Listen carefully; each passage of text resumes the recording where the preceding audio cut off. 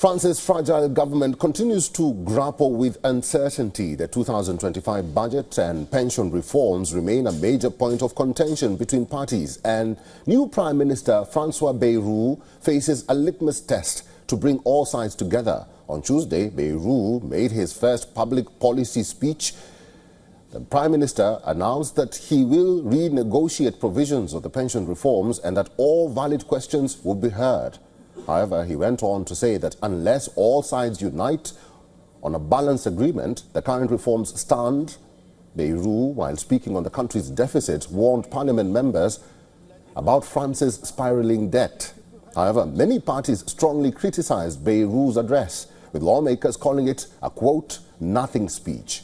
Far-left leaders threatened another no-confidence motion against Bayrou. We weren't expecting anything, but I think he's managed to disappoint us yet again.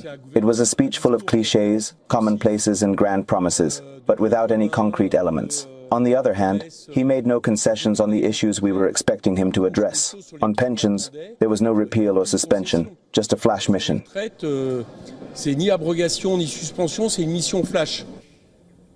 France passed pension reforms in 2023 and have been largely disputed ever since.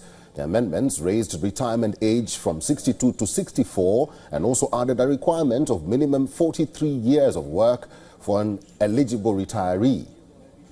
Critics have slammed the reform, saying that they disproportionately affect certain worker groups.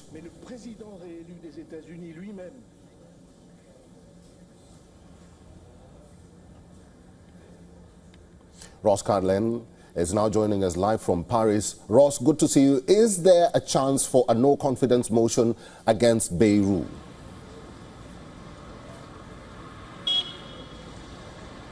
Yes, it's going to take place tomorrow, Thursday, here in Paris. The National Assembly MPs will debate that motion and then vote on it.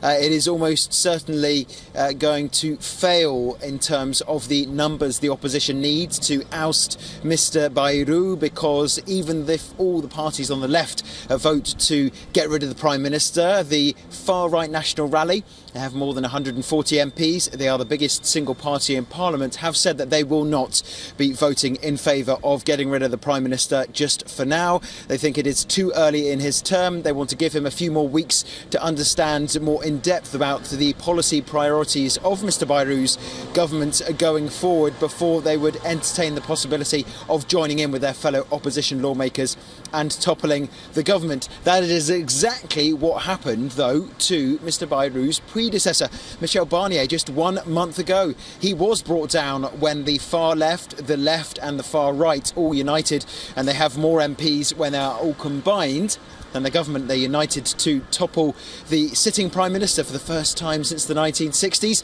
Mr. Bayrou was then appointed in December as Mr. Barnier's replacement, and we have now had that big set-piece policy speech on Tuesday from Mr. Bayrou. And the left, as we heard in the introduction, have said that they will be voting in favour of ousting him, but he is unlikely to be going anywhere because the far right have said that they will not be voting in favour of that no confidence motion.